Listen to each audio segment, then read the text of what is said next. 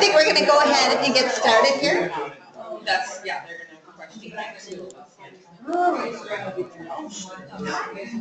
We want to thank all of you for attending today. We have about 30 people here and about another 20 or so by webinar. We're going to get that started right now. So first of all, I'd like to welcome Ginger Vance, the principal here at Notre Dame Academy, and please join me in thanking her for hosting here today. Thanks so much for coming out to Minnetonka. Notre Dame Academy, this is our 4th year in existence. We are a regional Catholic school, and we are supported by Immaculate Heart of Mary Parish here and St. Gabriel's in Hopkins.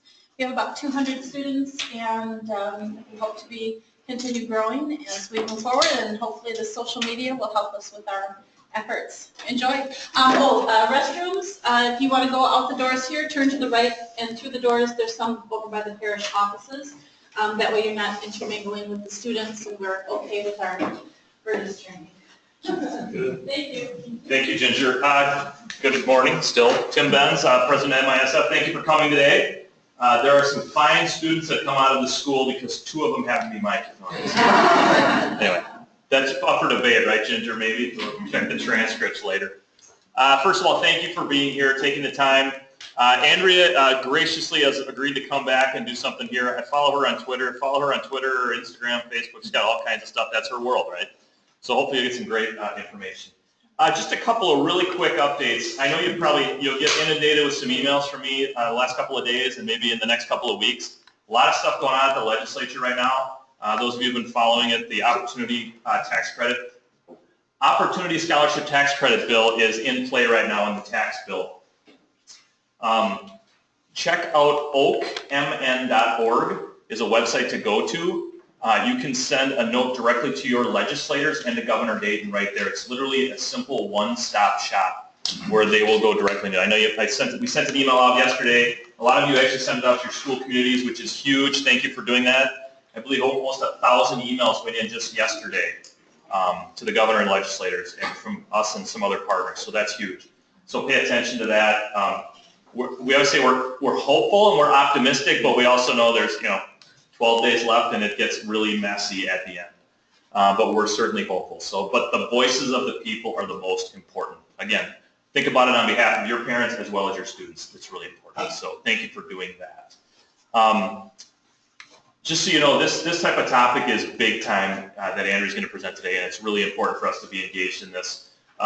As you know, one thing that people know, the millennials are now becoming parents in your schools. How do they do? How do they react? How do they respond? How do they get information? So kind of these little baby steps to learn how that is. And we were talking a little bit earlier, you have to remember the K through 8 schools and even our whole system get those kids first, right?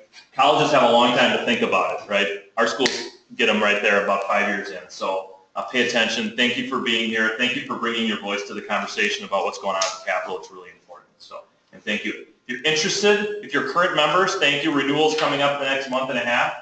If you're not a current member, let me know. We do have some incentives for new members to come in to MISF along the way. So thank you. Thanks, Tim. A couple quick notes before we get started.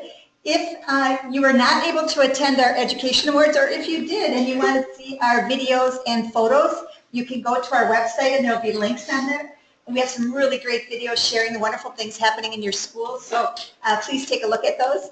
Also, we have one more seminar coming up before the end of our fiscal year, June 22nd. We're going to have a development seminar. It's going to be held at Minnetonka Academy.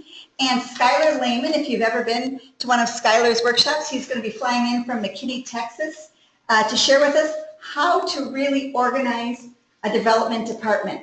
If you're just starting, or maybe you need some new strategies to really get you going, he's going to be sharing all of that information with you.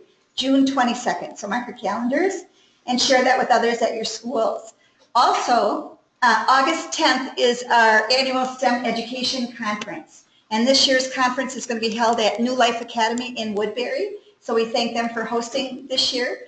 We're going to have probably about 35 breakout sessions. And we have a really great keynote speaker. Tony is the program director of IBM Worldwide Cloud Managed Services, and she's going to be coming and sharing her expertise with us. So please mark your calendars for that. And again, you'll get a lot of more information between now and then.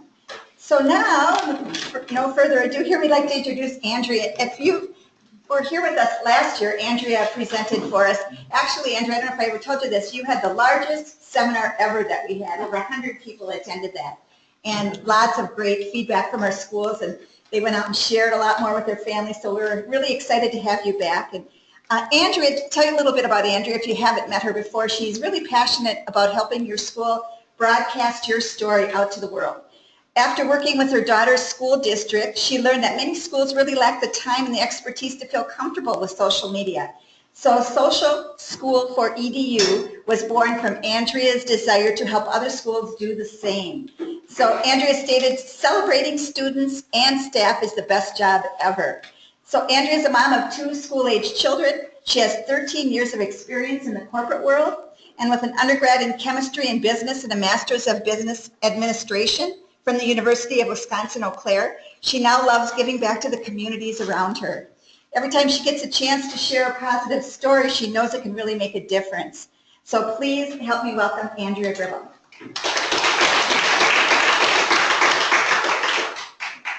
Thank you guys so much. Hopefully you have some pads of paper, but I can pass them up here if you want to grab them. I'll warn you that we're going to cover a lot of exciting stuff today. I think it's exciting anyways, but I will share not only this recording, but all the slides. So don't feel like, oh my gosh, I got to try to write that down. We'll make sure that you get the slides as well. And I'm going to share a lot of other resources because, of course, in an hour, you can't cover everything there is to know, although we just gave Holy Trinity a tip to add some followers on their Facebook. So they're ready to leave right now because they've got some good stuff. So let's see. I just turned this on and it's not advancing.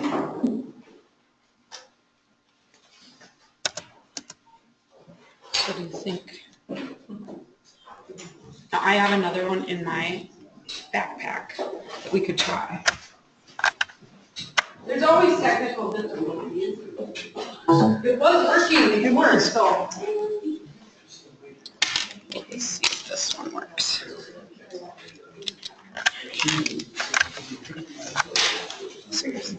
If nothing else, the mouse works.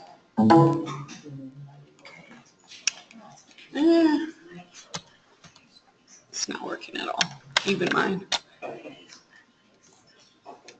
Is it not recognizing it? Okay. Oh, it says your device This is ready to use, and I'll try it.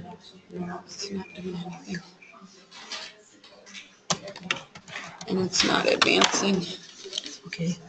Let me try the mouse. Okay. There. Mouse works. Do you want to Sure. just put it up against you?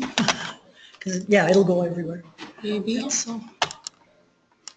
Uh-oh. It's like trying to zoom in now. All right. Okay. We'll just modify this a little bit. I'll set it up here. So background was a great introduction, so thank you, Michelle. But I do work right now with Calvin Christian. They're a member of MISF. They're the one Christian school that I get to serve, and I love that because God has certainly guided my life into what I'm doing now, and I certainly love the aspect of being able to celebrate our faith. But it's been really fun getting to tell their story, and I'll kind of explain a little bit about just how my company works. But just such a blessing being able to work with them. And then, you know, just as an inspiration for you, they still hold the record of the biggest reach we have ever had. I've managed directly over 36 different school districts, mostly, and they last February of 2016, this group of 7th graders got together and created a little 2-minute video on ending slavery right here in the U.S. They wanted to be part of making a difference. And they reached out and said, okay, we want to use some hashtags, right? It's hashtag End It Movement. It was a day that was kind of set aside in the Twitter sphere and then obviously on Facebook. This post reached almost 240,000 people. This is my passion because we can show these kids that social media is not just, don't do that, don't post that, but how can we use social media to change the world for the better?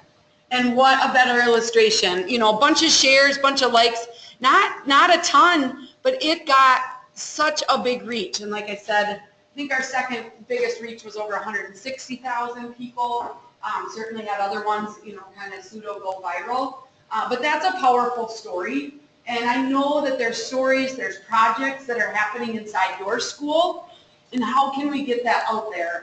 You know, with the world of social media, it makes it pretty easy.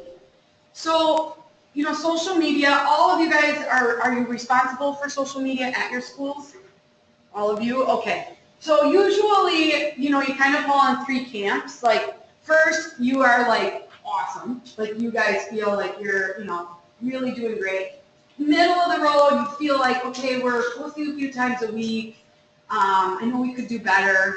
And then the third camp is kind of, I think we have a Twitter account, but I'm not really sure. Now I'm assuming because you're all here, you're probably in camp number 2 or 3. Anybody think that they're in camp 3, or I'm sorry, I've mixed around my numbers. The first camp will be really, really good. Like, you got a really strong social media presence. There's always room to get better, but yeah. Where are you from? Okay, awesome. So, and everybody else maybe in that middle category, like you're doing pretty good? Okay. So my goal is out of today is that you'll be able to take something back that will help you. Hopefully you'll be able to take multiple things back, but sometimes it can be overwhelming. Sometimes people get scared about social media, and I found this quote pretty good for schools. For every action, there's an equal and opposite reaction, and a social media overreaction. So sometimes it's always like, oh my gosh, what if this happens? Or, you know, just worried about all the negative things that can happen. I can tell you after posting so many posts for so many schools, 99.9% is all positive. And, you know, we can deal with anything that comes in negative. So I'll share just a little more background about me. We'll talk about why social media, the stats behind why we should be using it. And it was a great intro of our parents are now our, you know, millennials, and so we need to be on there. I'm going to go through 7 basic strategies for success and then talk about what's new in 2017 and leave questions, you know, time for Q&A. If you have questions as you go, please just let me know and I'll be happy to answer those. I know there's some people tuning in online and we can do our best to try to see if you chat a message to us. So this is me.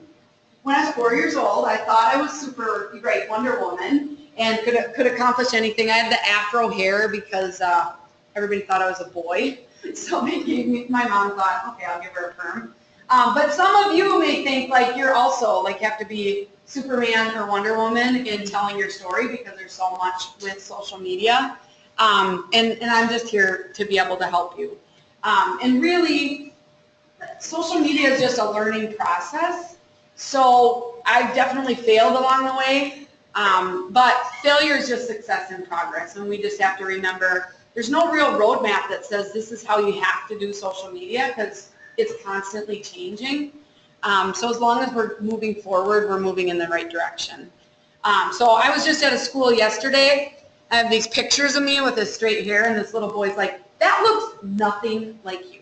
So I got my hair cut now, but anyways, so I do have 2 daughters. I have 4 stepsons.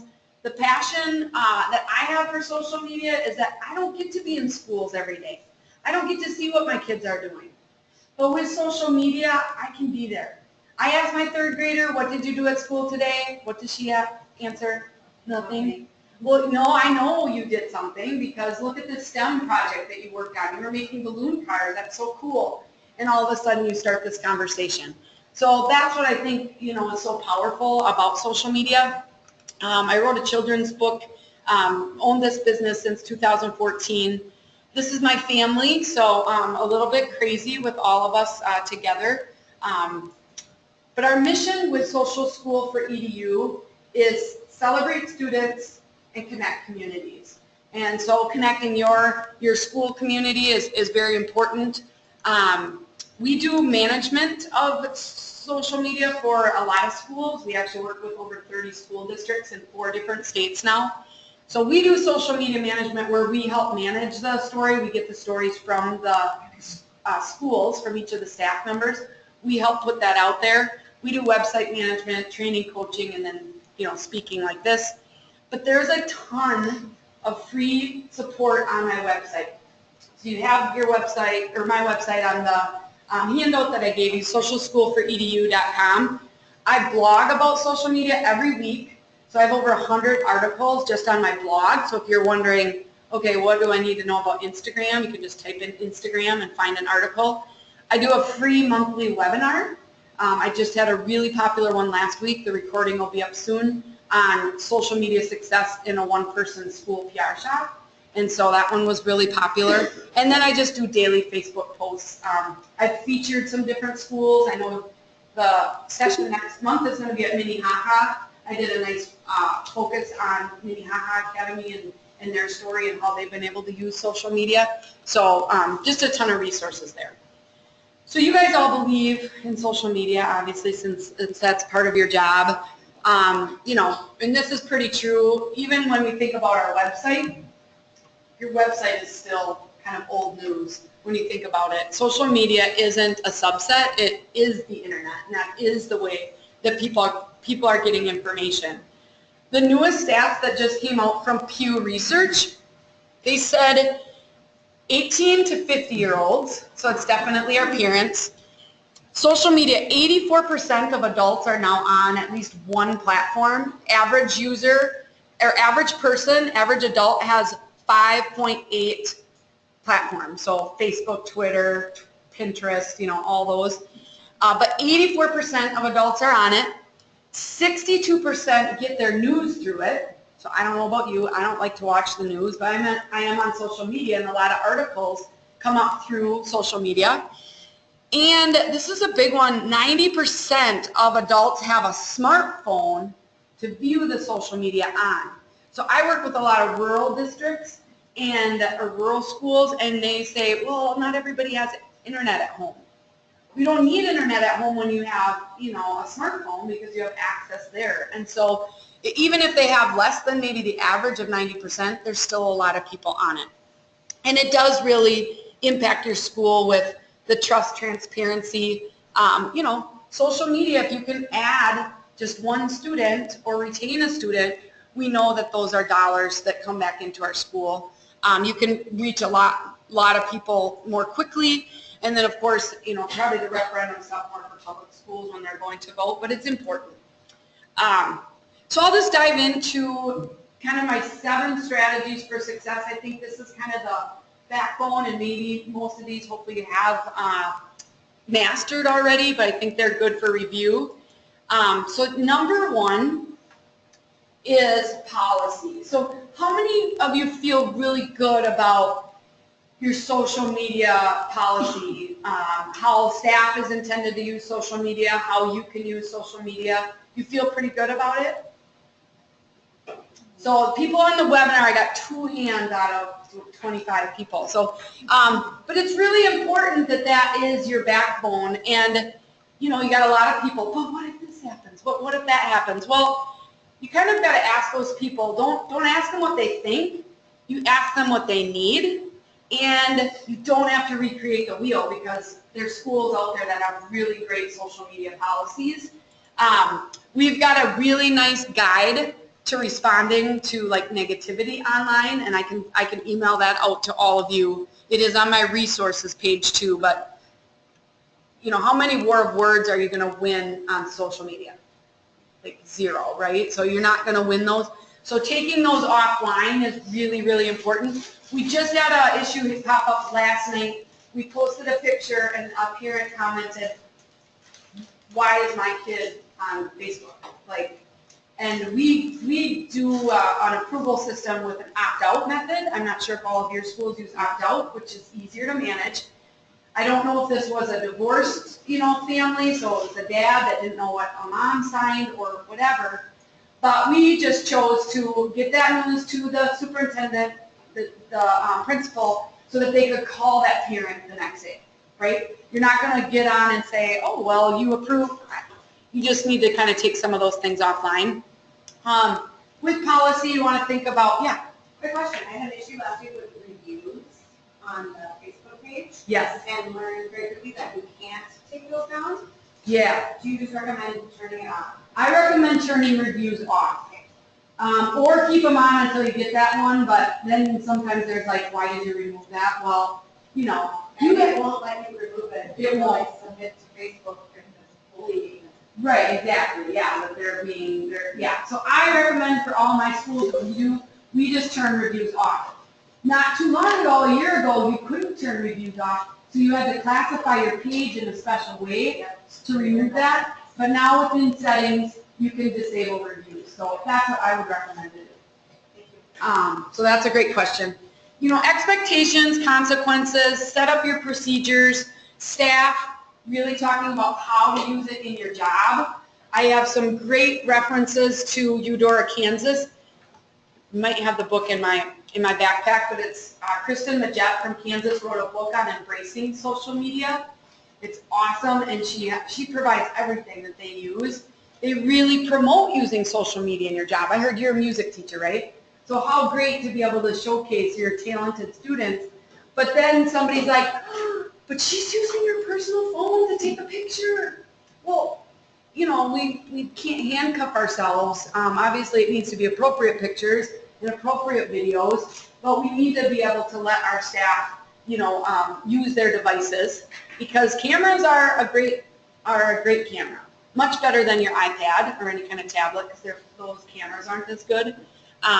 But kind of starting with these things, and I do have some blogs about policy, like I said, that I can share, but it's just really important because it sets the line in the sand, like we know what we can do, we know what we can't do. There's no, you know, questions with your board or with your staff or even with your students. So that's really important. Commenting guidelines is an important one that you can't really enforce with reviews. But hey, if you're going to go on and attack one of our teachers, we have the right to remove that. And I'm especially talking about Facebook here. Facebook is your #1 platform that you're going to use with your school. You can block certain words, but then if they go on and put things on, you have the right to remove it. We always recommend that you follow it up with a phone call so you don't get issues. I will tell you there's a lawsuit going on right now in Eau Claire, Wisconsin, where somebody said something bad that happened 35 years ago with a principal, and now he's like a crossing guard, and a gal went on and said, hey, commented something bad. They removed the comment, and then they didn't, sounds to me like they didn't respond, like the school just chose not to respond, and that has more to do with like an open records request with public schools. But anyways, now a year later, they're facing a lawsuit for basically, freedom of speech, and that, you can't just delete comments. So make sure that you just have those comments outlined that, hey, you have to be respectful, no racist, no attacking people, anything like that. That's important. And I have examples of what we use for our schools. So if you're looking for something, I can help with that. Strategy number 2 is collecting content. So if you are, what's your title? Marketing communication specialist. Okay, so you are like a designated role. Hannah is a designated role. But Hannah, can you be in every classroom at every moment? No, and so sometimes your staff might think, well, we have a marketing person. They're going to take all the pictures. Your pictures are probably a lot better than, when your teachers are taking them, but you've got so much going on. You need to have a method of requesting that your staff submit content to you. And we, kind of put it this way, and whether you're only elementary or middle or whatever, they go in not necessarily to a gatekeeper, I don't know if I have, but then you as a social media manager makes the posts, uploads the videos, monitors the conversation. I recommend not having a gatekeeper because that kind of slows things down. But you need to make sure that your staff can submit content to you, and then you ultimately can post it. 2 days ago, I got a picture, the AP biology kids were dissecting pigs, and one of the students was like holding the pig up and like being funny with it, but I'm like, the math teacher sent it to me. He must have been walking by the room. And I'm like, that's great, but I can't post that on social media. Like, that's just not, no, if you took a little bit better picture of them at work, even with the pig, that's maybe okay, but you know, you want it to be in good nature, I guess. And so that's why it's good to have somebody that posts it. Yeah. Do you have advice for asking? What if you asked, and then asked, and then asked, but it doesn't come? Yeah, that's a great question. So what happens if you keep asking and nobody submits? Well, when we work with the school, like our account managers aren't in the building at all. So the only way we're going to get content is through them. What we do is we require, we don't track anybody right now, but we request that everybody submit just 2 things a month. Because if every staff member just did 2 things a month, you think you'd have a lot of content, because we recommend, and you'll get this later, we recommend at least 2 posts a day going up on Facebook. So if you can just say, I know you're busy, and a lot of my account managers are former teachers, so like I know they have a lot going on. But if you can just snap a quick picture and send it to us, just 2 a month, maybe even have a classroom photographer is a great idea, where just, you know, every week assign a classroom photographer. They decide what picture they want to take from their classroom and submit it.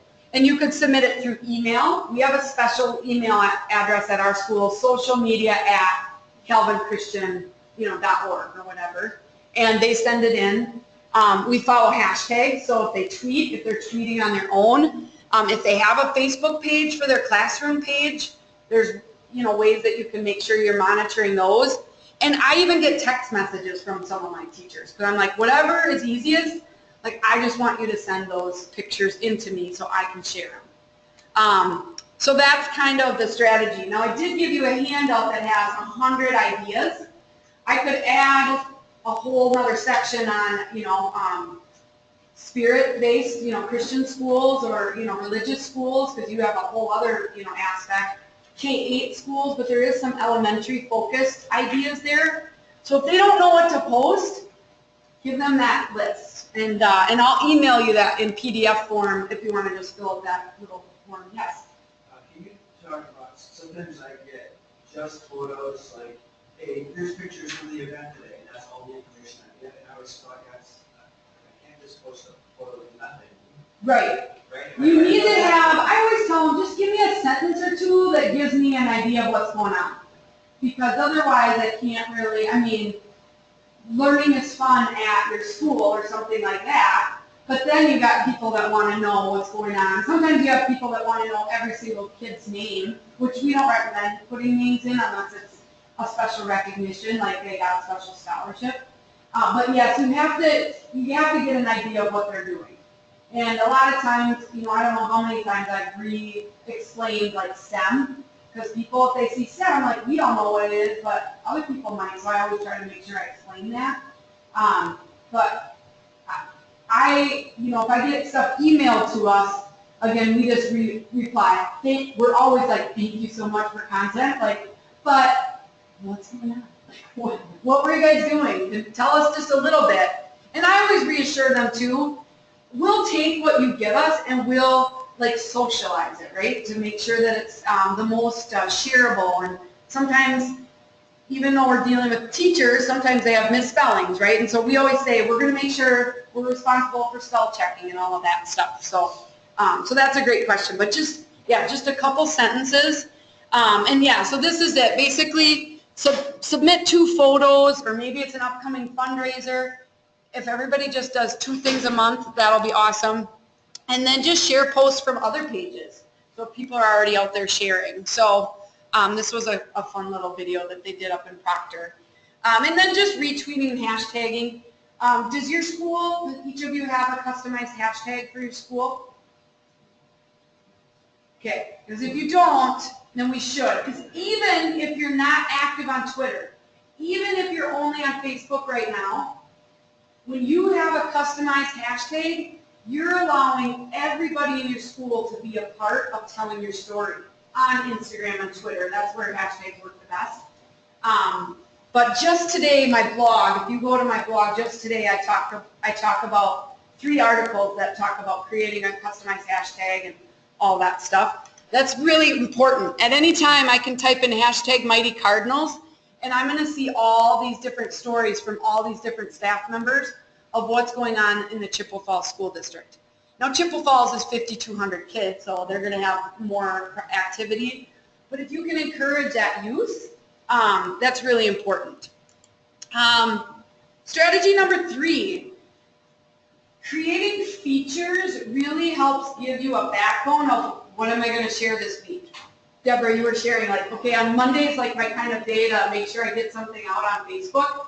When you come up with like a weekly feature idea, it makes it very easy, and you can schedule posts right in Facebook, right? So if I got some content and I wanted to schedule it out for the next, let's say 5 Fridays, I'm not going to have to think about that again. One of them is staff features. So we're probably done with that now at Calvin Christian. We probably got through all of them that wanted to participate. All we did was did a little survey monkey. You could do a Google form, ask them 7 questions. Describe your family. Where'd you go to college? What did you want to be when you grew up? What do you love most about working at our school? All those things. And then ask for a few personal pictures. And then we put together a little feature. This one reached over 7,800 people on a page at that time probably had 500 fans. So it had a whole bunch of likes, a whole bunch of comments, and we added a whole bunch of followers. Because all of a sudden, Mr. Appleton's family was like, oh, how cool. And then you get comments of, we're so lucky to have you, and really a great reflection on your school. So staff features is awesome. Again, just a little survey. They can complete that in a couple minutes, and then you can put that together. The end of the year is coming up, and you might have retirements. Retirements are a great thing to share. I would really recommend, if you've got a few people that are retiring, do them in separate posts. This was a teacher that had worked there for 32 years. It was a simple write-up. Join us in wishing Mrs. Hoff a wonderful retirement. She has been part of the Sheridan #1 family since 1985. That's when I went to kindergarten. She will be greatly missed by students, parents, and staff, and has left a legacy we all hope to achieve. Thank you for a great 32 years. Few pictures. Over 11,000 people reached on a page that might have had 550 followers. 51 comments. So it's just, social media is just getting the conversation started and then letting people respond, right? So retirements is huge. Student features. Students are your product, right? And so some of you might be K-8, but even you have, or 6, do you have a 6th grade graduation then or not? So even recognizing students, now of course this is a senior reflection at Chippewa, but any kind of recognition that you can do for your students, almost similar to what you're doing for your staff. This reached over 7,000 people, had 29 comments. You can get that information, schedule them out, and feel really good that, oh my gosh, we got really great content out there on our social media pages. Another thing we do at a few of our schools is alumni features. So I'm from a little town. I graduated with 32 people, and that was a really big class. And it's a small little town of 500 people. So sometimes it's really nice to highlight staff, alumni that have gone on to achieve awesome things, right? They're in the service, they're serving overseas. And so we've put together a where are they now Wednesdays? And again, just a little questionnaire, a survey monkey that you can promote with Facebook. You could promote on your channel, your website. People could respond to it, grab a few pictures, and they do really well. Yes? What's your feeling on duplicating content? So for example, we have a monthly newsletter that comes out that does everything, and then so that goes out to a lot of people who send them kind of reaching out. Is it okay to take a story from that and then, or will people look at it and go, I already saw this, like you're just... No. Well, what is the thing, the question was on repeating content. If you've already put it out in a newsletter, can you put it out on social media? You have to see things, what they say, 7 times before you actually remember. We put duplicate things out on, Instagram or Facebook or your website or your newsletter. So I absolutely believe that you should be putting it out on multiple channels. Why? Because I'm a mom of 6. I kind of live in 2 places. I don't get to read a newsletter very often, but I am on social media. So meeting those people where they're at. And if they've already read it, what do they have to do? They just got to scroll by, right? It's not like you're hindering them or bothering them. So I would really recommend that you put it on social channels, especially because on social media, it's so easy to share that story. If you put it in a newsletter, I can't really tell grandma and grandpa about it without like taking my own picture. And all of a sudden, if you've got it on social media, it makes it really easy to share. So spreading that story, getting the word out. And I absolutely believe in, like what you indicated, is taking not the whole newsletter, you can put a link to the whole newsletter, but then breaking out each of the stories and putting those into social media so that it's I might be interested in this little story about, the 8th grade band trip, but I might not be interested in this other story. And so I think breaking them up is really good. That's a great question and great point. If you have yearbooks, one of our favorite features is hashtag Throwback Thursday, especially people that, had their hair done like that in the 80s. So we just take pictures of old yearbooks.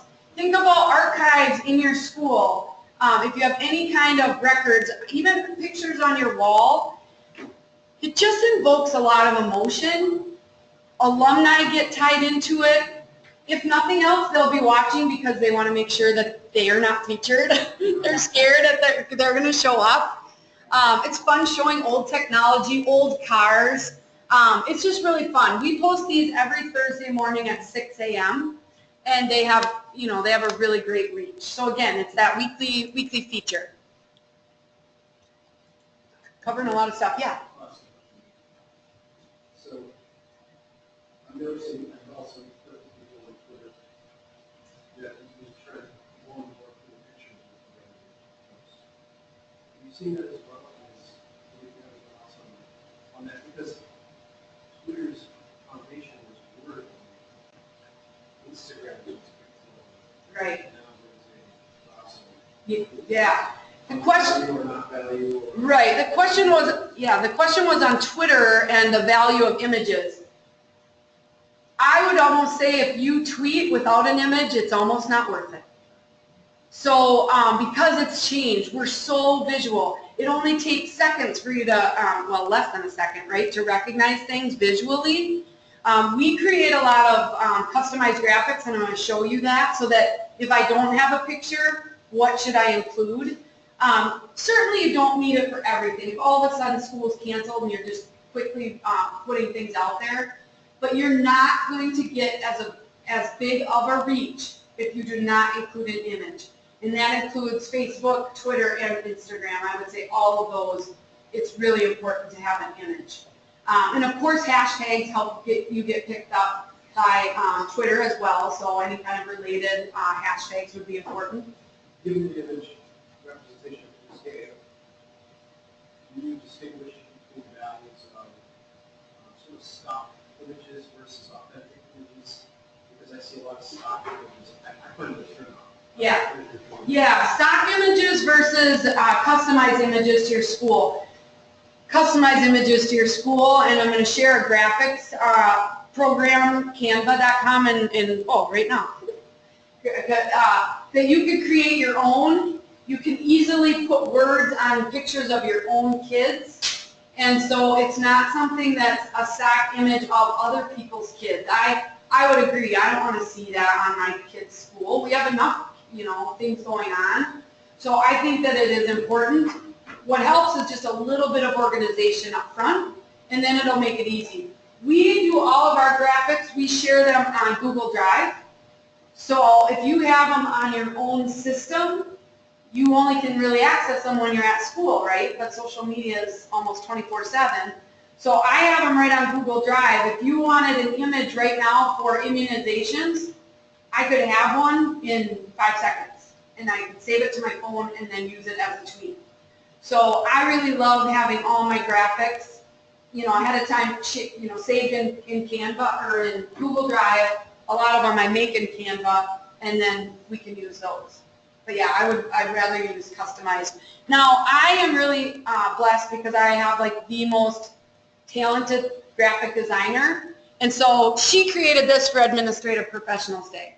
This was not in Canva, so she might have used a Illustrator or whatever. Are you graphics? Do you use a program? No, we use a third party. Okay. She's a parent. Okay. All right. So this was a really cute picture. They deserve a nap, right? So the secretaries, but I'm not a graphic designer. I do social media for my daughter's school. So my best friend is a free app on your phone or on your computer called Canva. It's kind of like Canvas, Canva.com. So this is just an example from Mineral Point, Wisconsin. Joelle is their communications director. She used to give a birthday shout out. I think now instead she just kind of gives a general, hey, Pointer Nation staff salute. She has this template that basically she replaces the name and their title, but then puts their image on there and reuses that. And it creates a great customized graphic that she doesn't have to spend hours on because you can make it for free and it's very intuitive to use. So if I were to share, and that's how I share or do a lot of the graphics that we end up sharing. I'll give you 40 free graphics, things like parent-teacher conferences, don't forget. They're just 40 common ones in this blog. You can download them and use them for free. So they're more kind of generic in nature, but yet they give you, hey, what's going on in this post. And then your text would obviously have the specific information. The other thing that we've done is we've created like a Facebook size template that's blank across it. So this kind of looks like a gym floor.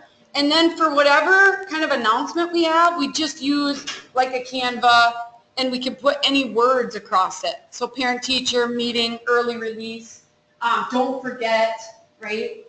Reminder, whatever you want to do. And then we save those into like Google so that you have access to them wherever you're at, and then you can just use it. And there's so many apps that you can use just right on your phone to create awesome graphics. And I've got a reference there. Hill Murray, you're going to see a couple examples from Hill Murray because they do a great job with their social media. They do a lot with Facebook, like ads and things, and I'm in their target market because I'm 39 years old. I live in Woodbury, so we're like right in their zone. I've got 6 kids. So I get all of these. But this could have, I don't know what they used for this, but this definitely could have been made in Canva. And they kept this same layout, and they just changed out pictures of kids, had their quotes, Holly, class of 2018, and join us on future Pioneer Day, okay? Then they had another picture of a little boy that was in athletics or whatever, and their quotes. So really easy graphic design, really beautiful stuff, powerful story told with just an image that can be created for free for non-graphic designers like me. This is the blog that has 7 easy apps like Canva, like Pick Collage, like PicMonkey, some of those. This has apps that you can try out. And now that it's coming up summer, it's a great time to kind of challenge yourself. Hey, let's try this app out because it's going to make your life easier as you get into next school year. Any questions on those? Anybody love Canva? I saw a couple people. Yeah. So that makes it really easy. Strategy number 5. You're doing pretty good for time. How long do I have, Michelle? To 1:30. Okay, so we got, okay, good. My husband would tell you I could talk all day, so. Strategy number 5, and this kind of ties into how we get content from all of our staff members, but is that consistency. I talk to schools all the time because I want to manage social media for schools, and they're like, oh, we're on Facebook. I'm like, yeah, the last time you posted was January, and it was, and then the time before that was, welcome back to school. Or they only are posting about once a week. The Facebook algorithm is very tricky, and it is going to measure basically how important your page is and how many people are going to see your posts. I recommend, your school has such a story to tell. I recommend that you post at least twice a day on Facebook and Twitter. If that overwhelms you and makes you want to throw up, then just start with one, okay? But one post a day, there are incredible kids, moments. I walk into schools all the time and I'm just amazed at all the things that we could share that me as a parent, I don't get to see every day. And it can make a difference. The gentleman that just did our webinar last week, so he tells the story for his district. He was kind of having a bad day, and all of a sudden he gets this text from the ed teacher. And it's his kid, 4th grader, like playing dodgeball, but he's like dancing, 5-6 second video.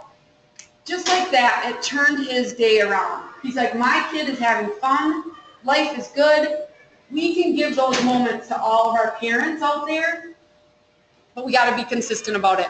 Okay, here's the hot posting times. You can schedule posts out. I recommend scheduling them out right into Facebook. If you want to schedule tweets out, you can schedule using Hootsuite or Buffer. 6 a.m. in the morning. First thing people do when they get up in the morning is they look at their social media. It's a bad habit. I'm trying to break it, but 6 a.m., 11 a.m., right before lunch, because a lot of your parents or whatever are going to be checking at lunch. 4 o'clock in the afternoon, pickup time for your kids. 7 o'clock at night. The peak that you're going to get on Facebook, all the schools I've ever worked with, the peak is between 8 and 9 o'clock. I know you're not at school at 8 or 9 o'clock, but if we have a popular post that we think is going to reach a lot of people, we'll schedule it between 7 and 7:30, because then that will show up, okay? And they'll be able to see that. So those are kind of those hot posting times. This is just to remind you, not all posts are created equal. This page might have 1,000, let's just say that it has 1,000 likes, 1,000 fans. This one reached 646 people. Okay, it's got a few comments or a few likes. Some of those posts reach 239,000, right, that I showed you this morning. But not all posts are created equal. Number one thing that you can do, and we'll talk a little bit more about promoting, but those concerned, active parents, your staff that wants to make sure your story is heard, these 3 buttons right here is your key to make sure that you can reach more people. Your number 1 button, share. Because when I share it on my page, I have way too many connections on Facebook, so it shares that with that many more people. Especially if I put a little comment, oh my gosh, check out what my kids did today. You share it, that's instantly going to drive that number up. If you like it, or you love it, or you wow it, Facebook even gives extra rank to people who not only like it, but they choose to hit the love button or the wow button. That gets it up. And then commenting, oh, I can't wait for prom, or way to go, George. Just something simple that helps encourage our kids. It literally takes people, a couple seconds to do. It can really make a big difference. So I think you let your parents, let your staff, even let your students know, the more they interact with your posts, the more reach you're going to have, okay? Summer's coming up. You can't disappear in summer. I'm not going to make you post twice a day in the summer, but we try to post at least 3 times a week. And when you think about Throwback Thursday, you think about some of those features that you can kind of plan out. But I've got a blog on 20 ideas to keep your social media going strong. I recommend taking a look at it before the end of the year, because you might be able to take a few short videos. I'm all about batching content. So it's like spending a little bit of time and asking my 3rd graders what was the best thing about this school year. And I get a 10-second video from this 3rd grader, this one, so I got 20 3rd graders. I schedule that out every Saturday during the summer. Now all of a sudden I got one post totally taken care of. And it might have taken me, 15, 20 minutes to get the videos, and then I just schedule them out, 45 minutes, and I know you don't have sometimes 0 time, but if you can schedule that out, it makes a big difference, okay? Pictures of empty classrooms. This blog has a lot of that. And then just the consistency as far as ideas, because some people are like, what do I post? this kind of breaks it down, and this has some of the summer ideas that you'll see too down at the bottom. So that should give you some tips. Strategy number 6. You guys are doing awesome, by the way. If you got to stretch or anything, just go ahead. You guys too, turning into the webinar, you can stretch. Promote. People have to know that you're on social media to follow you, to make sure that it's worth its while. They want you need to make sure that they know that you're active. Make sure your website has a direct link. I'm a stickler. I like to have it above the fold, above ever having to scroll down. I know some templates, the social media icons are at the bottom. That's okay, but I love them when they're at the top. But if I can't find your social media sites on your website, I'm like, well, especially because I'm always trying to, look at different schools, but it's important.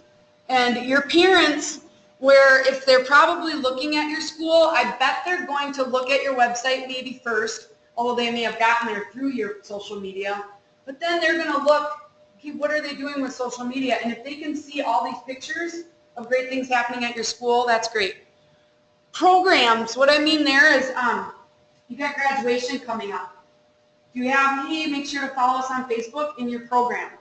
Concerts, your music concerts.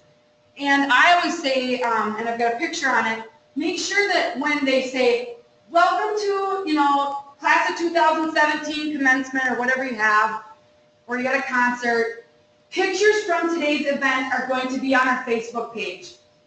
Get out your phone right now, because you know they're on it anyway. Get your phone out right now and make sure that you are following us on Facebook or following us on Instagram.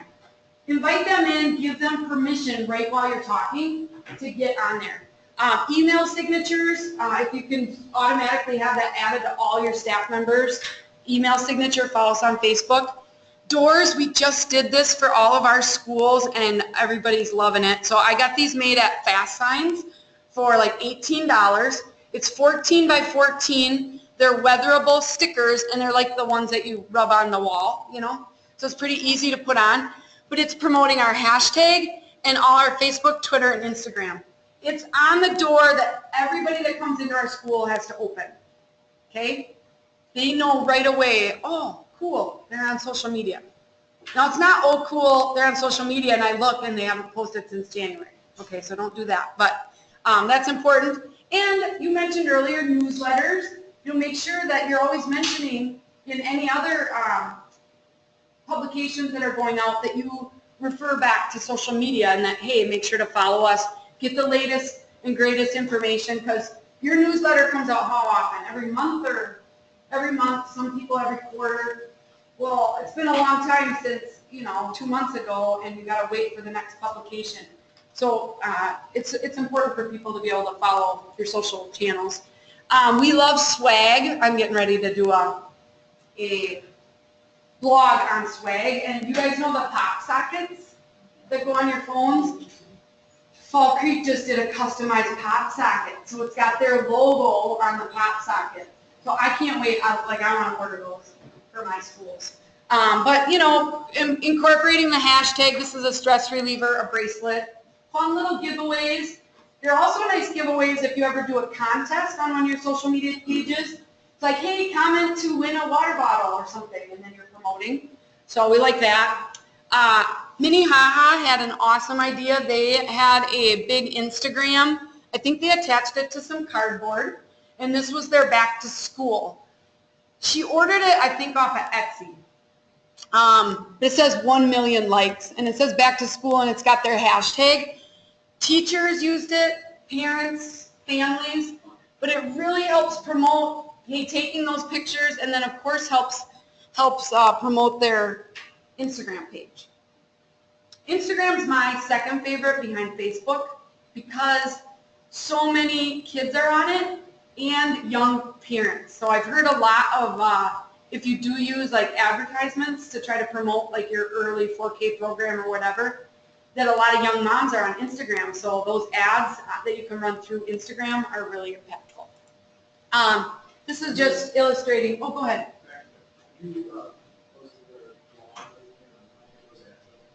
How to get ads? On Instagram. No, I have not. Yeah. Tracking it, when Right. you're- I'm gonna now, I'm doing some more in-depth training this summer on Facebook ads. That's gonna be, we're gonna dive deep into that. And I think he'll touch on Instagram ads too, but stay tuned, because when I don't know, I just go and ask somebody that has, and I know there's a school in Minnesota that has had some success with it, and so I plan to talk to them about how they used it.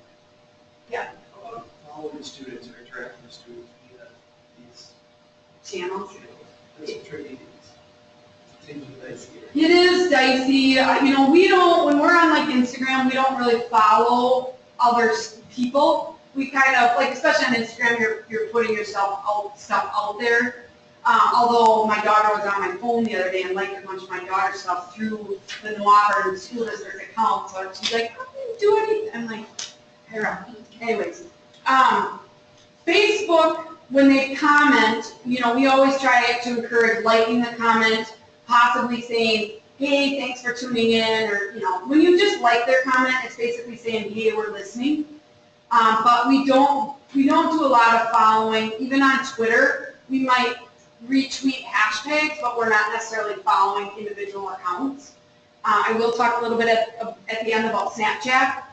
Snapchat is a little safer than what you might think, because really it's kind of broadcasting out. You don't have to follow other people.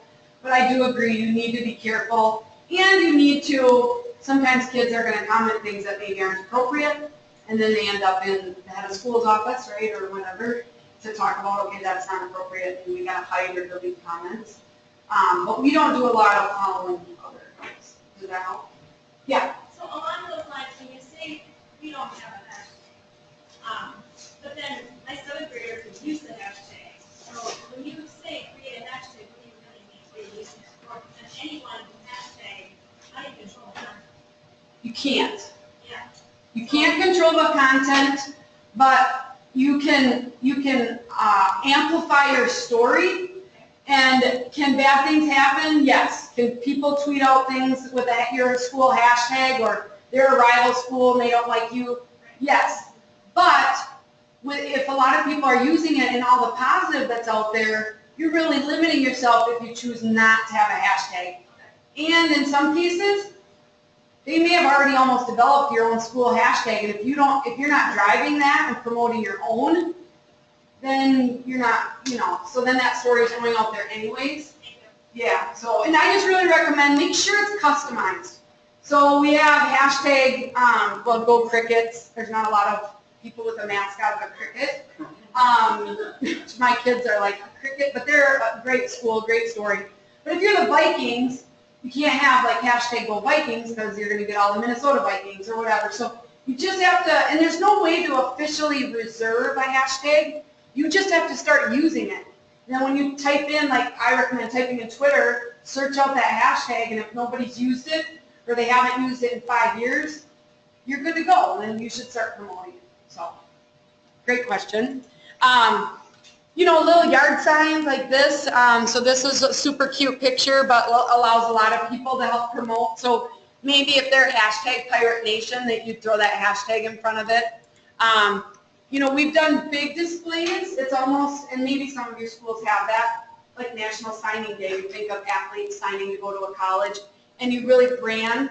So I think we bought this backdrop for $140 at like a Fast Signs. It's just, they put some eyelets. This was before the big football game, and kind of set up a selfie station. And this is the superintendent. And she's doing the Heisman pose. We love to get our leadership involved in having fun with social media. So we're going to see you with the, but it's really fun. It's pretty inexpensive. It's got the hashtag. It's got the logo. So those are some ideas. Number 7, and this is one that I think I see fall down a lot, is just making sure you measure your success. So if you are a marketing person, you've got to, kind of have an ROI, or, okay, are we successful, are we not? And so you need to make sure to measure your success. So I just want to kind of share a story, and this is of a public school. Anybody ever been to Hayward, Wisconsin? So, my niece and nephew live in Hayward, and they work at the candy shop, so if you've ever been there. But you go around their town, they've got these, everything's like a cane. Their hashtag is like a cane. They're the Hayward Hurricanes. You drive anywhere in their community, golf like a cane, brush and floss like a cane. So it's like the dentist office. They even have like praise Christ like a cane at their church. So they've incorporated all this branding around their town, but they didn't have a good social media presence. So if I wasn't in the town, I didn't get to see all of that stuff. So I started hounding, that might be a nice word, but I wanted to help them tell their story, and it took me a year, but we finally started last July. They went from a weekly reach of 200 a week, and they had about 500 fans. They're reaching now over 10,000 a week just on Facebook. We've added over 650 fans, and Instagram we went from 0 to 132. Sharing awesome pictures like this. We're averaging 3 posts a day. Now, they are a district of about 2,100 kids. But we're academic stuff, creating awesome graphics. I can't create this nice of graphics, but my graphic designer can, where it's almost like a magazine cover. Quotes, though she be but little, she is fierce. Throwback Thursdays in the classroom with an awesome facial expression. But their community is seeing their story, and really the world can now see their story because they're using it. And we do a lot of tracking of stats, measuring the engagement. So we put together a quarterly report card. It's just a one-pager. I have a blog on this, and I have a whole webinar that I can share with you on how to create that report card. There's a lot of stats inside of Facebook. Like you could get lost in there. There's so much.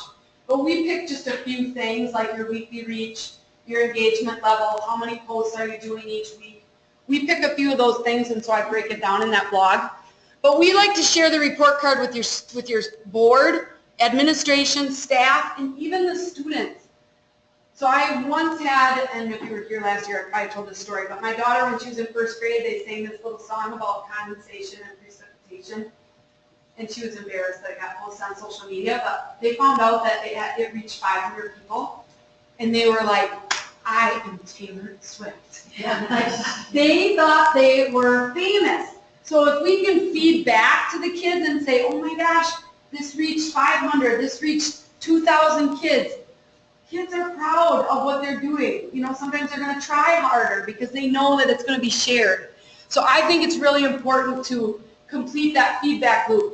To your staff too. We're asking them to take extra time to send you stuff in. We owe them a report back of saying, oh my gosh, look at this post of this little experiment you did. We reached 2,500 people. They're going to be more likely to give you stuff. So that's really important. So those are my 7 strategies for success. Now I want to dive into just what's new in 2017, and things are changing literally every day, it seems. Anybody using Facebook Live yet at your school? Awesome. So what have you used it for? We have a series of alumni speakers, so we've used it for that, and we've also used it for some real-time space experiments and. Awesome. Good reach, right? Facebook really favors Facebook Live. They favor video, but Facebook Live even more, so you're going to reach more people. How about you? Yes, we've used it for, they do a roller skating thing in gym. We used it for our grandparents' day program. That was a good one. And we had 2 different teachers receive like Teacher of the Week from the radio station, and it was a surprise, so we went by when they came in and gave it. Yeah, and it's a little bit scary the first time, but then once you've done it, then you're like, okay, I got this, You're hoping a kid isn't picking their nose while you're doing it, but it could happen. You've used it too? What have you used it for? Okay. Yeah, Christmas programs, we've done those in Wyoming, a school we serve in Wyoming. They had, I bet, 12 different states tuning in. So that's so cool when it's just like, hey, comment where you're tuning in from. So that was awesome. Somebody else over here, you guys use it? Christmas concert. Yeah, awesome. Anybody else? Yeah. We did a couple chapel, our weekly chapel things. We've done, each teacher takes a week. We've done a couple of public goals. We've had some recess live. Where parents can kids are doing this for the fun, especially during the winter with snow hills. Yeah, that's awesome. It just makes you feel connected. I am a horrible mom. I have to miss my girls' spring concert for the second year in a row on Thursday night because I'm going to be down in Madison, but I'm just like, I'm just going to have somebody Facebook Live it, and then it's like I'm there. The good thing about Facebook Live, if you haven't noticed on your page, you can now assign contributors without them having to be a manager of your page. So that's really nice. So if you could just assign a teacher as a contributor for that, day or whatever, they can do. Do you have a question? Yeah, what about copyrighted music? So I didn't do our vocals before because some of it was copyrighted and I didn't know. Yeah, that's a really good question. That comes up a lot. What about copyrighted material? We don't recommend, obviously, musicals, right? Because those have very strict guidelines. What we've learned kind of from talking with different people, concerts are kind of a conglomerate of different songs put together. It's not like a whole CD, basically, that you're replaying. So we have not ran into any issues with copyright. Facebook is pretty good if you've ever tried to upload a video where like kids are dancing to some music. And then Facebook will say, you can't post that here because they can hear the copyrighted music and they won't let you post it. What we do then is we post it on YouTube, which isn't ideal. You want to post native in Facebook if you can. We can post on YouTube because then they can run ads. And then you could post that link. So to my understanding, it's okay that you would broadcast a concert as long as it's like not the musical. But I'm continuing to just try to dive in. I think later this week I'm going to be discussing with some lawyers that deal with schools just to make sure. But we haven't run into any issues so far. So that's good for your music teacher, right? We make sure, you can broadcast a lot of different things. One of the things that was pretty brave is, trying to do a town hall meeting, and this was before a referendum. They actually did their kind of Q&A session on Facebook Live. So at the peak time, they had like over 115 people tuning in. Well, if you try to have an, open meeting and bring people in, you can't bring 115 people in anymore because everybody's so busy. So if you have a district-wide, and again, some of this is more directed to public schools, but school events, classroom field trips, you can really do that. And really there's just 4 steps. You need to plan it out, promote it, make sure people know that you're going live. Sometimes you can go live just on the spur of the moment, that's okay. But you're obviously going to get more people to tune in if you promote it. Test it. You've got graduation coming up and you want to use Facebook Live.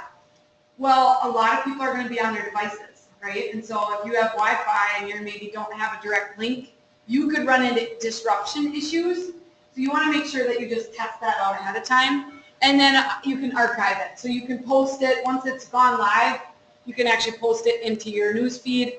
You could even download that and upload it to YouTube or another video archiving method that you might have. So it's really, really nice. Very simple to do. You just hit go live. You can flip the camera view. Please make sure this happens all the time. So you can film, vertical or horizontal. You need to make sure before you hit the live button that you make a decision because it's going to flip. So if all of a sudden you start taping like this, but it's after you started, everybody's going to have to watch a video like sideways. The other thing is there's this magic wand. It's hard for you guys to see right here, but that magic wand will mirror flip it. So if you flip the camera for it to be like a selfie view or, whatever, you need to make sure that you can read the words. Because I've seen a lot of Facebook Live and they're like using a diagram and everything's backwards. You need to make sure to flip it with that. You type in a little video, name for your video, and you just press go live. 3, 2, 1, you're on. There's no stopping. Like, you're live. Just do short ones to start with.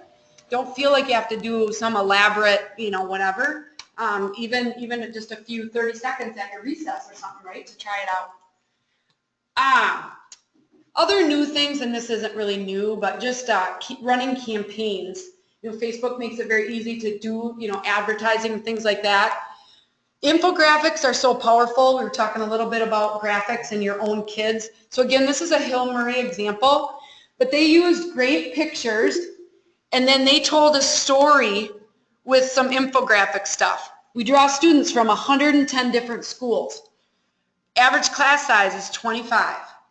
Music programs are, X number, but it all looked consistent. What kind of story can you tell in a visual way? Because this picture, you could have text, but this picture says it all, right? So that's very popular, and you could do that. You could do it probably inside Canva. Some of this might be a little bit more advanced, but Canva does have a lot of infograph type elements to use now, and so that's really big. GIFs, have you heard of GIFs, like the moving images? So I've got instructions. I don't know if I ever did it on a blog. I do, my newsletter comes out every Tuesday, and in it I give an app of the week. And so in one of the app of the week, I know I shared how to do this in Instagram, where all of a sudden your picture is moving. And so it's not necessarily a video, but it's just that looping, and it can garner a lot of attention. Again, Hill Murray did I love service, I love athletics, and they had this sign in each picture with some movement, and then drove them to their registration page. So all kind of tying back to promoting their school. And I think they probably did paid ads for people to see those, but even if you're not paying, even if you're just putting them out there, GIFs are a great way to get a little more attention. Anybody use those? Yeah, Boomerang, yep. Yeah, you can use it with Boomerang, and I create on Boomerang right within Instagram. You can do, and again, I shared that on a newsletter, but I can share that with you if you're interested. It's really easy to do. If you are, how many of you are using Instagram for your school? So make sure right now you can go on your account, make sure that you're as a business profile. You can go into the settings, but you can get a lot of analytics if you are a business profile. So it's just when you're on your page, up to the upper right-hand corner in settings, scroll about halfway down, and it'll just say make a business profile. You don't have to do any special qualifications, but all of a sudden you're going to be able to access a lot of the analytics that you can get through Facebook. Now you can get through Instagram. You can see how many people you're reaching, all that stuff. Yeah, here it is, I guess, just in your settings, you can just switch to the business profile. To do that, you have to make sure that you get it connected to a Facebook page. So that's the only requirements, and I'm sure all of you have a Facebook page. Instagram has an Instagram Live option. Has anybody used that? So Instagram Live, the downfall right now is you can't archive it.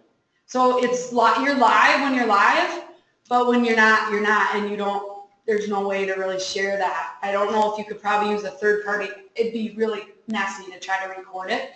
Now, FOMO, fear of missing out, if all of a sudden, you wanted to get a special announcement to your kids, and you said, hey, tonight we're going to have some special announcement about prom or graduation or something, so tune in tonight at 7 o'clock, make sure you don't miss it, then that would be powerful, because if they're following your page, they'll be notified, and then, they'd have to tune in.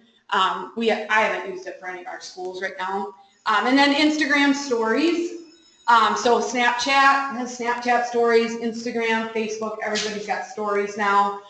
Fun way to, take pictures, add little graphics right on there and kind of be fun. It demands some more attention because it shows up right on top. If you've got an active story, Instagram stories stay live for 24 hours.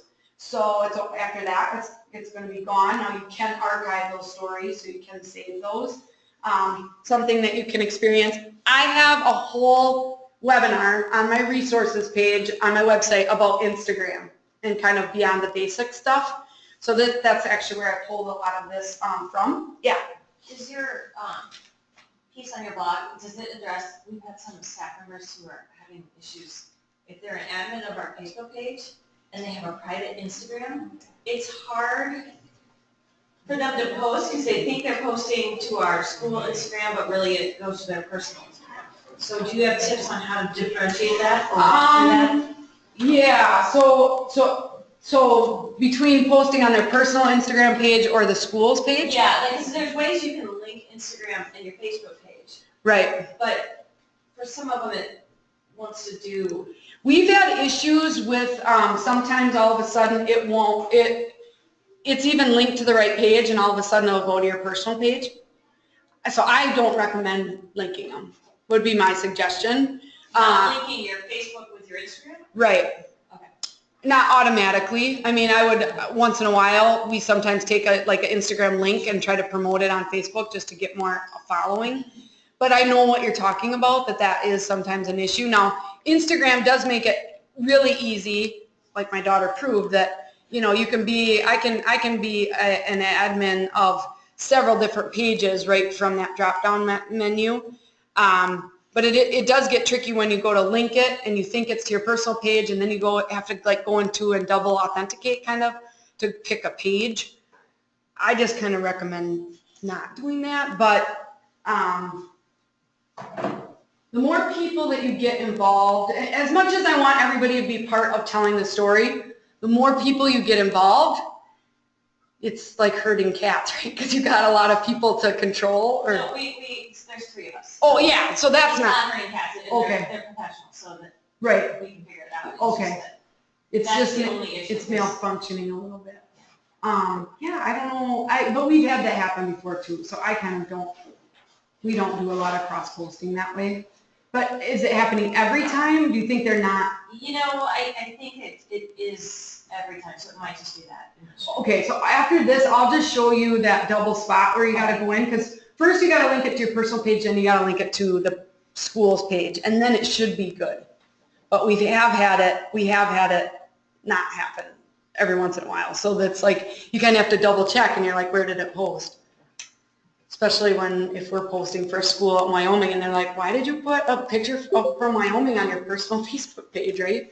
But that's a good question. And you can link pages. So we do a lot of linking pages of Facebook to Twitter, because Twitter is not as big with a lot of our districts. So we auto post from Facebook to Twitter. But you lose some in that because we talked about images. Those images don't carry over, so it doesn't look as good. We try to do native posts in Twitter a couple times a week, and then all our retweets will show all the images. So that is one spot where we link it, kind of to save time, because our audience isn't that big.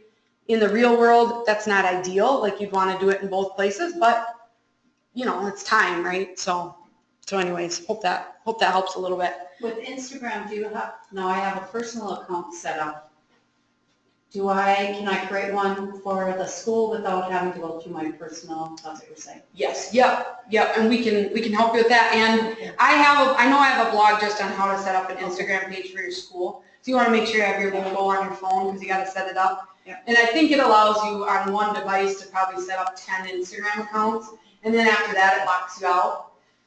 And so I've set up a lot of them for different schools I've worked with, so then I started using my daughter's phone or my husband's phone or whatever. But, you know, a lot of kids, unfortunately, you know, they got one real account, and then sometimes they create kind of a fake account where it's like, okay. Snapchat, anybody using Snapchat for their school? Personally, so that's awesome. And you're like a millennial, you're young, so it's like you get that. I had another webinar that talks about Snapchat. So Shane Haggerty gave a great presentation this fall. He runs a technical college or technical school for junior seniors. So they're getting like an associate's degree right in high school. But they use it like they've used it for prom story. They create, you know, some things ahead of time, and some of the things they can create right inside Snapchat. Again, it's kind of that FOMO, fear of missing out, and it's really unique for the students. So they'll broadcast, hey, we're going to be on Snapchat tonight, tune in, and if you don't tune in within 24 hours, you're not going to be able to see it. They create some of these like through Canva ahead of time, and then they can post those throughout like a Snapchat story. So, and of course, cats are going to get a lot of attention. So it doesn't always have to just be pictures or videos. You can actually go ahead. I'm not an expert on Snapchat, so I would recommend going to that webinar if you're thinking about it. But just know that it is a little bit safer than what you might think, because you're broadcasting stuff out, but they're not really interacting, all of that stuff, and it's out there for a very limited time. So he probably uses Snapchat 1 to 2 times a month, but otherwise he's just using his other channels. So you really, with any of these platforms, you just got to think, what's the purpose, right? And I've always said, if you are like stressed, just do Facebook. Don't worry about these other ones. Get Facebook down really well, then you can worry about the others. Geo filters are something really cool, and that's my daughter's like, when are you going to do a geo filter for our school? So even if you're not on Snapchat, you can create these geo filters that show up if you're within a certain geographical location. And so you can create there's a couple types that are like temporary, and then just more that live on forever. You do have to pay a little bit, but they're pretty it's not super expensive. And again, we talk about it in that webinar. So if you're checking that out, I do have a blog that goes along with it that does talk about geofilters and can give you a couple articles on it. We've heard this saying before, and I just think it's very true that you never know how far your ripples may reach, but it's no longer just a pebble in the water, because literally we can meet everybody where they're at, just because everybody's got this little device, for better or for worse. I like to think for better, because I think we can really promote the incredible things going on in our schools. So just super quick, this isn't meant to be a huge sales pitch, but we covered a lot in this. There's a lot to go. I am doing I offer a ton of free content on my website. I'm doing my first virtual kind of a summer camp type thing this summer. It's going to feature 5 different speakers that are really well known from across North America. So Joe Sanfilippo, he is a superintendent at Fall Creek. He's going to talk about developing social media superheroes in your school. Leslie Brinton is going to talk about navigating social media in a crisis. She helped navigate Tuscaloosa when they went through their big tornado that went through about 4 years ago, and everything was down. How do you use social media in that? Shane is going to come back, and he's really going to talk about Facebook advertising to expand your reach. Carla's going to talk about those guidelines for staff, social media use on and off the job. She works in a district in Canada, 150,000 students. So they have I don't know how many schools they have, if it's 80 or 100 schools that she helps. So she's awesome. Kristen Majette wrote the book on embracing social media. So she's going to talk about how to get everybody on board, and then I'm going to kind of do a wrap up at the end. A lot of benefits just getting connected with other people. But it's Wednesday, July 26th. Our time, it's 10 a.m. to 4 p.m. Central. It's got live events, live Q&A, and a workbook provided, and then everything's going to be recorded and sent to you. So it's $197. It's on sale. You save $50 if you're registered before next Friday. So there's flyers up here if you want to check that out. So that is what I had put together. You guys asked some really great questions. I should have prefaced it like I'm one opinion, right? So some of the stuff that I said, you might be like, I don't agree with what she says. And that's okay, right? Because there's a lot of different ways. I speak to all of it out of my heart because I really think it's important. But of course, you guys might do it a little bit different at your school, and that's fine. I just try to bring what I've learned over 30,000 posts for over 36 schools to you, so that you don't have to feel like you're alone. And obviously there's a lot on my website. You got a little sheet that you can be added to my newsletter, and then you'll get that delivered to your inbox every Tuesday. What other questions might you have, or ideas that we could all learn from now that we're in the same room? Yes? I'm wondering what your thoughts are on having a second Facebook page as an alumni, like for your alumni group, or if you just recommend doing one and using an alumni hashtag.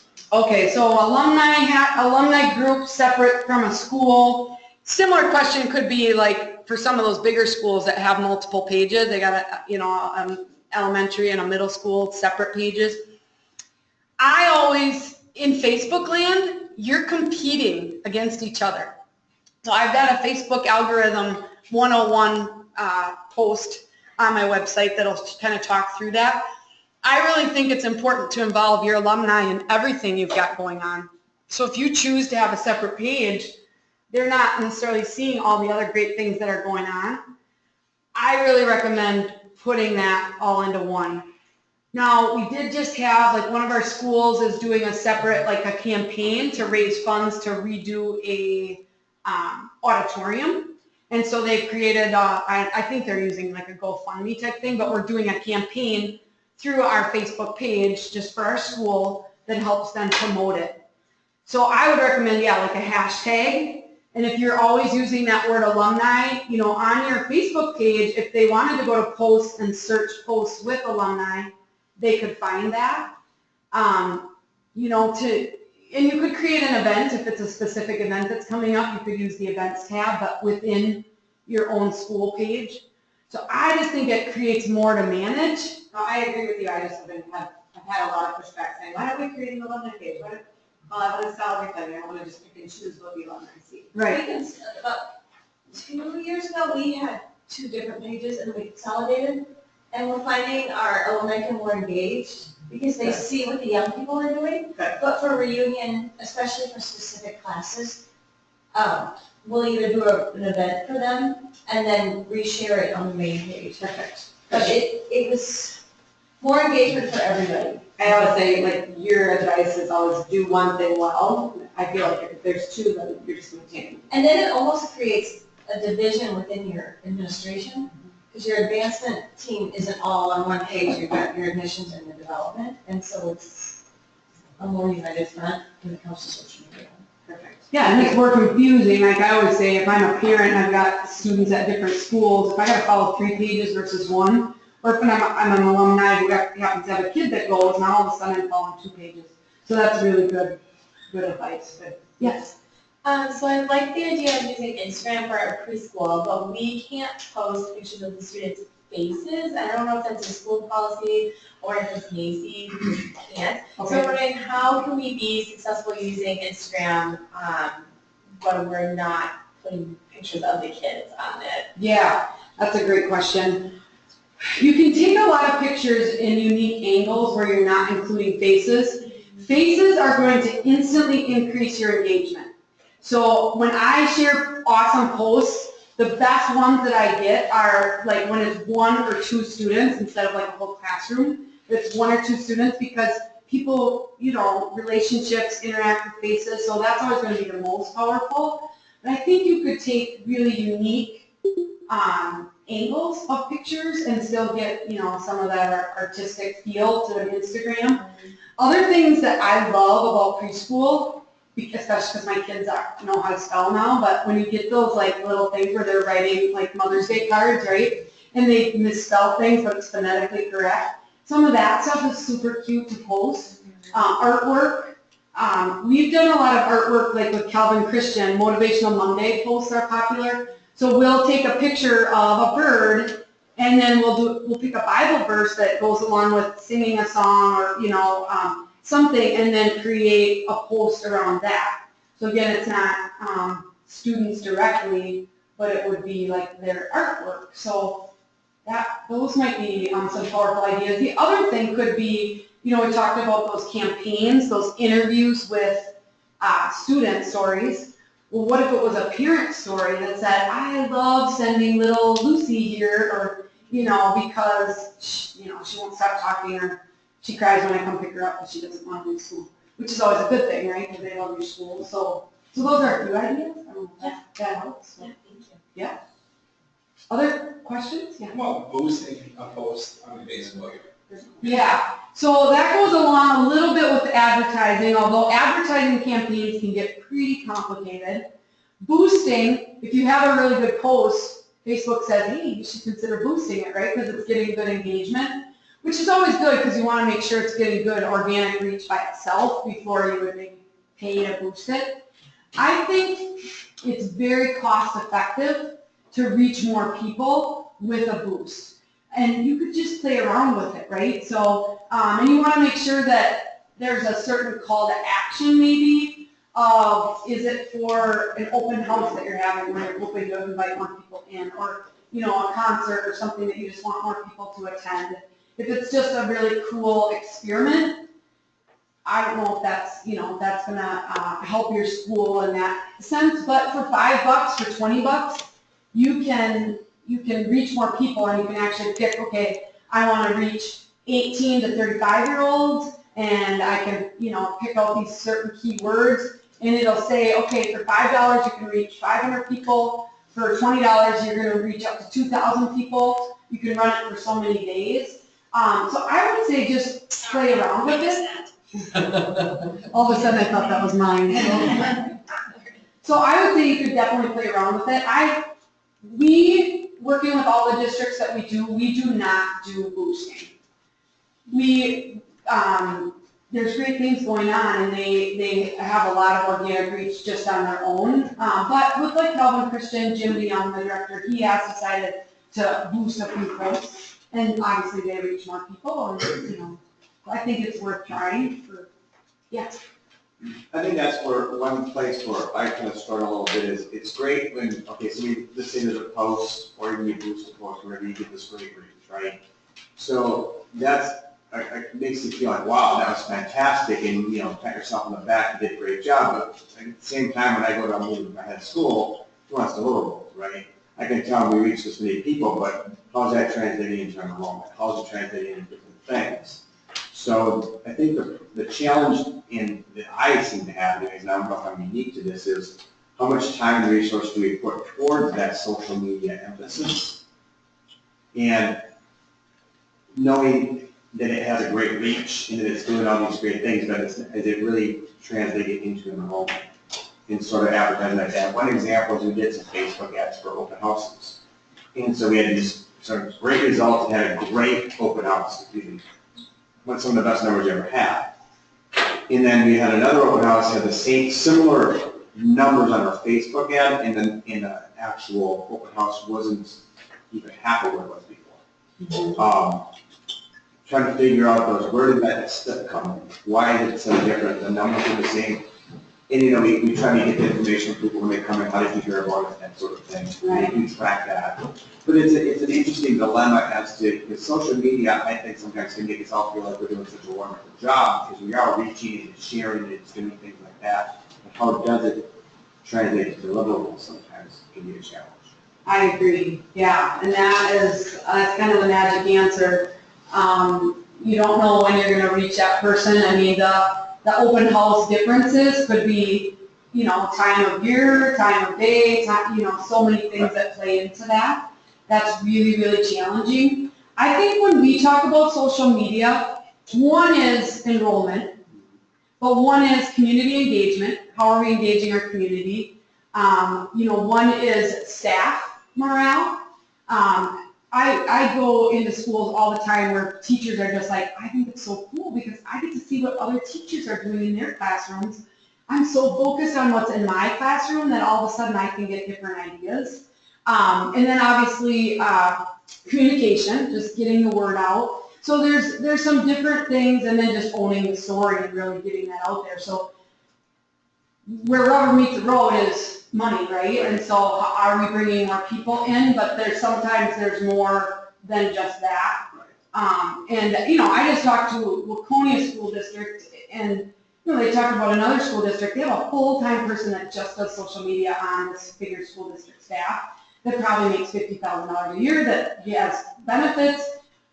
We work for Calvin Christian for $7,000 for the whole year.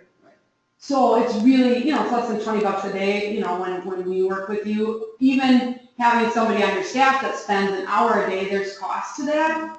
But I think there's a cost to not doing it. Right. I think it also helps the retention aspect, right? Right. It builds that sense of community, and it makes everyone feel like they want to be a part of this school. So, I mean, I said all that in the first part, but the follow-up is I think it also adds to, they feel like they want to belong, and then that your retention numbers can increase, and therefore your enrollment numbers will increase, even though you might not be able to track it to direct new enrollments. Yeah, and that might be something that Shane can help. I know Shane, when he worked on a lot of his advertising with some schools, it was directly involving referendum type work, but I think he's probably worked with private schools too to help them. And I know that Catholic diocese, right, they have some people that are specializing in helping schools with advertising. I reached out and talked a little bit. I'd love to learn more because I think they're doing a good job with it. Isn't it as easy as requesting on the new family or new student registration form, how did you hear about us? We do a little bit of that just as an idea because we struggle constantly with where to spend money. We have a daily newspaper in New Ulm, and to us, boosting the post is a way more cost-effective option. And the millennials are now our kindergarten parents, so they're not getting the local paper. Right. Yeah, I think it is finding out where they heard about us, but, you know, at my little small school of 300 kids, last year we had 50 new kids. Can I say that we had 50 new kids because of social media? No. But I know that it plays a role because we're a small school and now they're able to see things that are going on and they're like, oh my gosh, you just had a senior graduate with 27 college credits that were completely paid for by your school. That's awesome. And they wouldn't know about it necessarily, you know, same with job postings. We've had a much better response boosting a Facebook post than you've spent hundreds of dollars in newspapers and so on and getting a response. Yeah, that's a really good And again, that's just by having them check, where did you hear about us? You've kind of learned. Yeah, and asking your families, how do you like to receive information? Because we just shared on a webinar we did last week, they asked people how they wanted to receive information. And social media texting is on its way up and newsletters and websites is on the way down. So how can we deliver information to how they want to receive it and then making decisions that way, just knowing that that's how our group is changing. Any other ideas or questions? You guys have been such a good audience. I appreciate it. Oh, I got 5 minutes left. So I have some information up here. If you do want to be added to my newsletter, just fill out that sheet and leave it at your table, or you can turn it in up here. If you ever have a question, I want to help answer it. I have a few things going on with some schools that I don't have an answer to, and I'm trying to get a connection with Facebook. Like a fake Facebook account that says it's your school, but it's not really your school, and you can't get rid of it, and that's really annoying.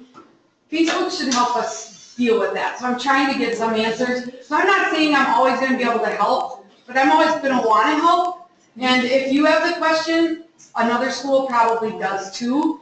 And so if I can try to find the answer and share it, I would love to. So thank you guys so much for having me. Please help me. Thank you know, we're so grateful to Andrea for coming out. She does this because she has a passion, and like she said, she wants to help. So please reach out to her if you do have questions.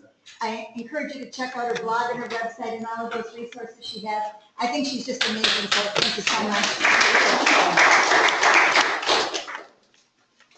Have an awesome day. Yeah. Enjoy it.